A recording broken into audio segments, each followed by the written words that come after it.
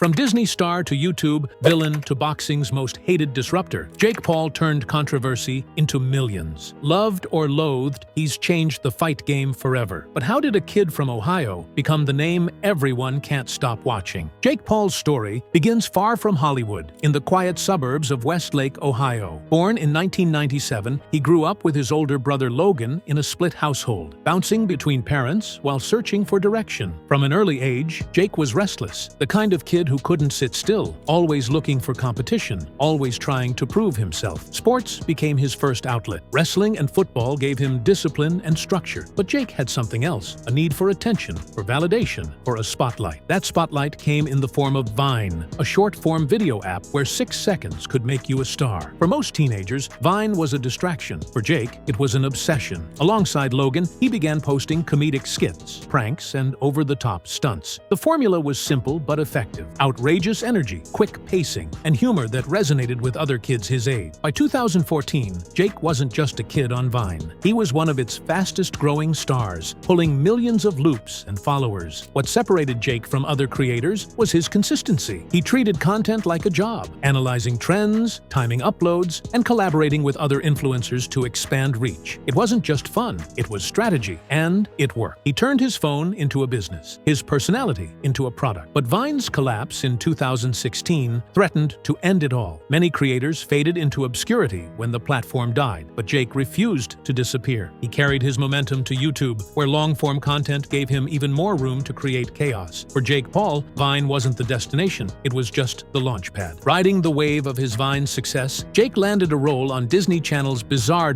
in 2016. For a kid from Ohio, this was the dream. Mainstream recognition, a steady paycheck, and credibility outside of social media. On screen, he was goofy, family-friendly, the perfect fit for Disney's young audience. But off-screen, Jake's ambitions were bigger and messier. That same year, he launched Team 10, a collective of influencers living together in a Los Angeles mansion. Their goal was simple: create daily content, collaborate, and build an empire of fame and money. For a while, it worked. Jake's YouTube channel exploded, pulling in millions of subscribers with pranks, stunts, and over-the-top antics. Merch sales soared, his fan base grew, and the house itself became a symbol of influencer culture. But with success came controversy. Jake's antics in the mansion, setting furniture on fire, riding dirt bikes in suburban streets, throwing wild parties, drew complaints from neighbors and headlines from local news. Disney, protective of its image, cut ties with him in 2017. Instead of apologizing or dialing back, Jake leaned into the chaos. He embraced the role of internet villain, building his brand on controversy. Former Team 10 members accused him of manipulation. Feuds with his brother Logan turned into viral spectacles. Critics slammed him as toxic, immature, and reckless. But Jake understood something most didn't. Controversy equals attention, and attention equals money. This era solidified his reputation. To some, he was a genius who gamed the system. To others, he was the downfall of YouTube culture. Either way, Jake Paul wasn't being ignored, and that's exactly what he wanted. By 2018, Jake Paul's YouTube career was massive, but also saturated. He had money, fame, and millions of subscribers. But he also had a reputation that seemed unsalvageable. That's when boxing entered the picture. His brother Logan signed on to fight fellow YouTuber KSY in one of the first influencer boxing events. Jake, never one to let his brother outshine him, agreed to fight KSI's younger brother, Deji, on the undercard. At first, most thought it was a gimmick. A YouTuber boxing? Surely it was a joke. But Jake trained harder than people expected, showing up lean, aggressive, and surprisingly prepared. The fight ended with Jake stopping Deji, and while it wasn't technically impressive, it revealed something bigger. Jake Paul wasn't treating this as a one-time stunt. He saw potential. Boxing wasn't just a sport, it was a stage, a way to reinvent himself outside of YouTube drama. The critics and fighters laughed, but Jake didn't care. He began training with real professionals, surrounding himself with coaches who could polish his raw athleticism into skill. The reaction was polarizing. Purists dismissed him, saying he was picking easy fights and exploiting the sport for clout. But Jake was patient. He knew that in boxing, perception is as valuable as performance. He talked trash, called out fighters, and turned every press conference into a spectacle. People wanted to see him lose, and that meant they were paying attention. For Jake Paul, boxing was never just about winning fights. It was about rewriting his story. From Disney star to YouTube villain to the most hated man in boxing, Jake discovered that the more people doubted him, the more powerful he became. Jake Paul's boxing debut against Deji was seen as a sideshow, but his second second fight would change everything. In January 2020, he faced Anison Gibb, another YouTuber. This time, Jake showed improvement. He came out aggressive, threw crisp combinations, and dropped Gibb 3 times before the referee stopped it in the first round. Suddenly, the conversation shifted. Jake wasn't just dabbling. He was taking this seriously. Then came Nate Robinson, the former NBA slam dunk champion. Their fight was marketed as athlete versus YouTuber, but what followed became one of the most viral knockouts in internet history. In the second round, Jake landed a thunderous right hand that left Robinson unconscious on the canvas. Memes flooded the internet. The knockout wasn't just a win, it was a cultural moment. Critics still dismissed him. Robinson wasn't a boxer, but Jake understood what the purists didn't. Boxing is about moments. And in 2 fights, he had already created highlight reels that spread across social media faster than any traditional match could. The formula was working. Trash talk, spectacle, knockout, rinse, repeat. Fans tuned in hoping to see him humbled, but instead, he delivered the kind of violent endings that kept his name in the headlines. Hate fueled him, attention paid him, and every fight drew bigger crowds. But even as the knockouts went viral, one criticism remained. When will he fight a real fighter? Jake knew the only way forward was to silence the doubters by taking bigger risks. In 2021, Jake Paul faced his toughest test yet. Ben Askren, a retired MMA fighter known for his wrestling, not his striking. Many assumed Askren's toughness and experience would be enough to humble Jake, but Jake didn't just win, he demolished Askren in the first round with another brutal right hand. The internet exploded. Overnight, Jake Paul went from a joke to a legitimate conversation in combat sports. Then came Tyron Woodley, a former UFC welterweight champion. This was different. Woodley was a proven knockout artist, a real fighter with championship pedigree. Their first fight went the distance, with Jake winning a decision. Critics were split. Some praised his composure, others called it rigged. But in the rematch, Jake left no doubt. In December 2021, he landed a devastating right hook that knocked Woodley out cold. The clip went viral, replayed endlessly across ESPN, YouTube, and Twitter. Suddenly, Jake Paul had beaten not 1, but 2 respected MMA fighters. The narrative shifted again. Was he actually good? Was he more than a sideshow? Fans were torn. Supporters argued he was proving himself with every fight. Haters insisted he was cherry-picking opponents past their prime. But Jake didn't care. The louder the debate, the bigger his pay-per-view numbers grew. For Jake, every fight was part of the bigger plan. Use controversy to sell, then back it up with results. And with each knockout, the line between entertainer and legitimate boxer blurred just a little more. While Jake was building his name in the ring, he was also quietly building an empire outside it. He understood what most fighters didn't. Boxing isn't just about throwing punches, it's about selling them. In 2021, he co-founded Most Valuable Promotions, MVP, with Nakisa Bidarian, a former UFC executive. Their mission was simple: take control of his own career and shake up the fight game. Through MVP, Jake wasn't just promoting himself, he was elevating others. He backed Amanda Serrano, one of the greatest female boxers of all time, helping her land a historic fight against Katie Taylor at Madison Square Garden. The event became one of the biggest moments in women's boxing history, proving Jake wasn't just in this for himself. At the same time, Jake used his platform to criticize boxing's biggest organizations. He called out Dana White for underpaying UFC fighters, taunted promoters for protecting stars, and positioned himself as a disruptor who cared about fighters' rights. Some saw it as self-serving, others as revolutionary. Either way, people were listening. By this point, Jake Paul wasn't just a YouTuber who boxed. He was a fighter, a promoter, and a businessman with the power to influence the sport itself. Love him or hate him, he had forced his way into boxing's mainstream, and he wasn't leaving anytime soon. By now, Jake Paul wasn't just a boxer, he was a lightning rod. He was the fighter people tuned in to see lose, the loudmouth disruptor who seemed to thrive on boos more than cheers. In arenas across the country, the moment his walkout music hit, crowds erupted in jeers. And Jake? He smiled. He fed off it. He thrived on being hated. That's the thing most people didn't understand. Where other fighters chase love, Jake embraced hate. He knew controversy was currency. Every insult, every meme, every "Jake Paul can't fight" tweet only fueled his relevance. When people said they'd never watch him fight, they were the first ones buying pay-per-view, hoping to witness his downfall. He flipped the psychology of sports entertainment on its head. Instead of begging for respect, he turned himself into the villain everyone loved to hate. This wasn't accidental. Jake studied fight promotion like a science. He looked at Muhammad Ali, at Floyd Mayweather, at Conor McGregor, men who weaponized personality as effectively as fists. Mayweather called himself money and turned being hated into a billion-dollar career. Jake wasn't trying to copy them, but he understood the blueprint. Hate sells, controversy sells, and as long as people were paying attention, attention, he was winning. Press conferences became his stage. He taunted opponents, roasted promoters, and created viral sound bites. From stealing Floyd Mayweather's hat and sparking a melee, to mocking Tyron Woodley into tattooing "I love Jake Paul" on his finger, Jake turned every promotional event into entertainment. Even his haters couldn't look away. But it wasn't all show. Behind the theatrics, Jake trained relentlessly. He knew that the louder he talked, the bigger the target on his back. Every fighter who faced him wasn't just fighting for a paycheck. They were fighting for pride, for the chance to shut him up. That kind of pressure would break most athletes. For Jake, it sharpened him. He had to back it up. And every knockout made the hate sting a little less. Still, the question loomed. How long could he thrive as the villain before the act wore thin? He had beaten YouTubers, NBA players, and retired MMA stars. But the boxing purists kept demanding the same thing: fight a real boxer. And in 2022, that challenge finally came. For years, critics dismissed Jake Paul's wins. Fight a real boxer, they said. Not an athlete, not a retired MMA guy, a boxer. In October 2022, Jake took that step against Anderson Silva. Now, Silva wasn't just any fighter. He was a UFC legend, one of the greatest strikers in MMA history, and a man who had already stepped into the boxing ring before. Many assumed this would be the night Jake Paul's hype bubble burst, but it didn't. Over 8 rounds, Jake held his own against Silva. He wasn't just winging punches. He was tactical, composed, and focused. In the final round, he even dropped Silva with a clean shot. When the scorecards read Jake Paul the winner, the boxing world paused. Some begrudgingly admitted he had skills. Others doubled down, saying Silva was too old. But one thing was undeniable. Jake had earned respect that night. Then came the fight everyone was waiting for. Tommy Fury, a professional boxer and younger brother of heavyweight champion Tyson Fury. This was the test Jake couldn't avoid. A real boxer with a real record from a fighting family. In February 2023, they met in Saudi Arabia. For the first time, Jake didn't get his hand raised. Fury outpointed him in a close but clear decision. Jake had lost. For many critics, this was the "I told you so" moment. They celebrated his defeat, saying the experiment was over. But for Jake, it wasn't the end. It was proof that he was in this for real. He didn't quit. He didn't disappear. He regrouped. Later that year, he returned to the ring and picked up wins, showing that one loss wasn't going to break him. This was a turning point. Even in defeat, Jake showed resilience. He wasn't just a YouTuber chasing clout anymore. He was a fighter, willing to put it all on the line, willing to risk humiliation in front of millions. Most influencers would have quit the moment things got hard. Jake Paul didn't. Love him or hate him, he had crossed the threshold. He wasn't just a disruptor anymore. He was a permanent fixture in boxing. So where does Jake Paul go from here? Is he destined to be remembered as a sideshow? A celebrity who dabbled in boxing for clicks? Or will history see him as something more? The man who rewrote the rules of fight promotion, who dragged boxing into a new era of social media relevance? The truth is, Jake Paul's legacy is already undeniable. He brought millions of new eyes to a sport struggling with relevance. He gave women's boxing one of its biggest stages in history. He forced promoters to acknowledge a new generation of fans. He blurred the line between entertainment and competition, and proved that attention is as powerful as talent. Financially, his impact is staggering. Millions of pay-per-view buys, packed arenas, viral moments that spread beyond sports into mainstream culture. He has made himself one of the most valuable names in combat sports, despite only a handful of professional fights. That alone is history-making. But legacy isn't just about money. It's about meaning. And Jake Paul's story carries one of the most important lessons in modern entertainment. Love and hate are two sides of the same coin. Indifference is the real enemy. And nobody is indifferent about Jake Paul. Critics will always call him a fraud. Supporters will call him a pioneer. The truth probably lies somewhere in between. He's not the best boxer in the world, but he's not a gimmick either. He's a disruptor who forced his way into the conversation and refused to leave. In the end, Jake Paul's greatest victory might not be inside the ring. It might be the fact that he made the world care. He made people talk. He made people watch. And in the business of combat sports, that is the ultimate championship. Jake Paul started as a kid from Ohio, making 6-second Vine clips. Now, he's one of the most polarizing figures in boxing. Hate him or love him, you can't ignore him. And maybe that's the point.